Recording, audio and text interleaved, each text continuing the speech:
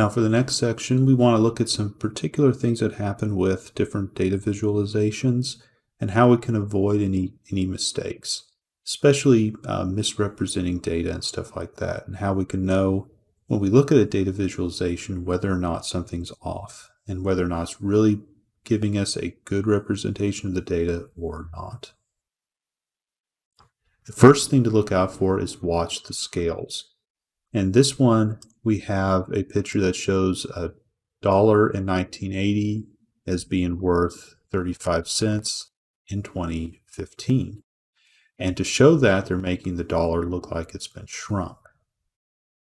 The issue with this is the area that we see the dollar bill shrink by is actually greater than the actual relative change in the value of a dollar. So this is actually exaggerating how much it's shrunk by. And so here what's happened is the width and the length have been shrunk by about 1/3, which is about right considering that it's 35 cents to a dollar. But the area is actually only 12% as big as the original area. So it actually would take more of these smaller dollar bill pictures to fill in the greater dollar bill picture than the actual reduction in the value. So it's really kind of an exaggeration here because the dollar bill is smaller than it should be. And that's because the area shrinks a lot more if we just shrink the length and the width by a certain amount. It makes it look, especially too, a lot smaller. Here's another example by watching the scales. I'll let you look at this one for just a second. This is the same exact data set, but they look quite a bit different, don't they? What's the key thing do you think that's causing these two line graphs to look so different from the same data set? In this case, it's because of the vertical axis. One of them starts at 30, one of them starts at 0. And so when we don't start at 0, we can tend to see a lot more exaggeration in the rises and the falls. So it's usually wise to start at 0 so to not exaggerate these too much. Here's another one, same data set, but looks very different. And what's going on here is the scaling of the vertical axis yet again. Now these both start at 0, but one counts in powers of 10, and the other just counts in 20,000, 20,000, 40,000, 60, 80, 100. And that makes a big difference.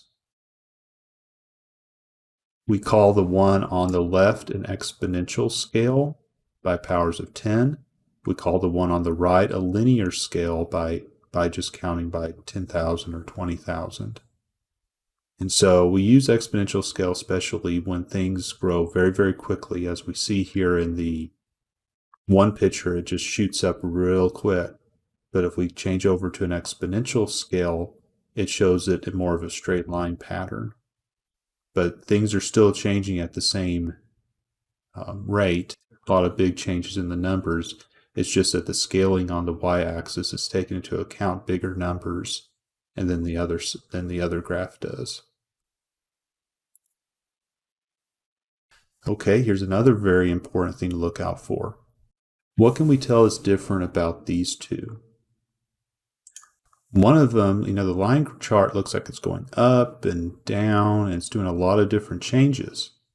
On the bar graph, however, it's just got a very slow, looking like it's increasing as the bars go upward from left to right. They're getting bigger. But that doesn't really agree with the line graph that we have that's making all these different ups and downs. The difference here is that we're using percentages on the line graph. So the percent change from year to year, whereas the vertical axis on the bar graph is using the actual amounts on the vertical axis. So yes, the amounts are going up every single year. It's just the percentage amount that they go up year to year might vary up and down. So they might not jump up quite as much each year. if we're talking about percentages, but the absolute value, the actual amount, is still getting bigger year to year. So the line graph is showing us basically a percentage of how much it's increased from year to year as a percentage, but not the actual amount, versus the actual amount that we see in the bar graph. Now for example 2, it says the graph shows the percentage change in the consumer price index over recent years. In what year of the years displayed was the change in the consumer price index the greatest? What happened in 2009? How did actual prices in 2015 compare to those in 1990? And based on this graph, what can you conclude about changes in prices during the period shown? So here's the chart that they're giving us here. Let's read off what it says. The top here, it says percent change in consumer price index. And so on the vertical axis, it says percent change from the previous year. And then down along the horizontal axis is the years starting from 1990 to 2015. And so we can see how some of the years the percent change is high. One year was actually in the negative territory. So first off, the change in the consumer price index was biggest in the year 1990. Here we see up here, it was kind of closer to over 5, between 5 and 6% change in the consumer price index, which means that consumer prices were increasing the most in that year. We also see that that 1 year that it went into the red down here, 2009, that's where the consumer price index actually decreased.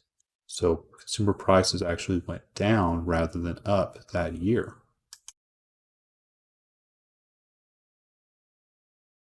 So we can conclude very much so that the CPI is going to be much higher in 2015 than it was in 1990, even though the 2015 bar is very small compared to 1990. That again only means how much it's increased by that year, not how much it actually is that year. We cannot tell, however, the absolute change, but we can only tell how much percent it changed from year to year. So 2015, it didn't increase by much, but every other year before then, except for 2009, every other year it's been going up. So if it's been going up a lot every year, that 1 year where it went down a little bit, it's still not going to be enough to offset the fact that it's still going to be a lot higher, having gone up each and every year except for 1 year up to 2015. Now, example 3, it says the graph shows simultaneously the number of births in the United States during 2 time periods, 1946 to 1964 and 1977 to 1994. When did the first baby boom peak? When did the second baby boom peak? And then finally, we'll talk about why we think the designers of this display chose to superimpose 2 time intervals rather than using a single time scale from 46 to 94. So here's the line chart in question. So this is a little bit different. It's a double line graph for the first baby boom and the second baby boom. But we notice how along the horizontal axis we have years from 46 to 64, but also 77 to 93 as well along the same axis. So what we can tell here is the first baby boom peaked in the late 1950s. Somewhere around in here is where it peaked. And the second peaked around 1990. The overlapping timescales here is convenient because we can compare the baby booms side by side within a kind of similar time span of around, I guess around six years or so is what we're comparing here. So we can actually compare them head to head with each other. Okay, now for this example, it says in 1965, Intel co-founder Gordon Moore initiated what has been since become known as Moore's Law. The number of transistors per square inch on integrated circuits will double approximately every 18 months. In the table, the first and third columns list different years, and the second and fourth column lists the number of transistors in thousands for the different years. What I'm going to show you here is a time series graph using uniform scale on both axes, and then an exponential graph of the data, which is going to have subdivisions of 1, 10, 100, 1000, and more powers of 10 from there. And then we'll compare the two. So here's what we call the uniform, and we'll use the word linear scale. It's really weird because it shows from 71 pretty much all the way up to around 2011 a flat line, and then it just jumps up by a lot right there. And this is all because each of the numbers along our scale over here is going up by the same number. So from 1 million to 2 million to 3 million to 4 million. And so after a while, it just kind of jumps up a lot at one point.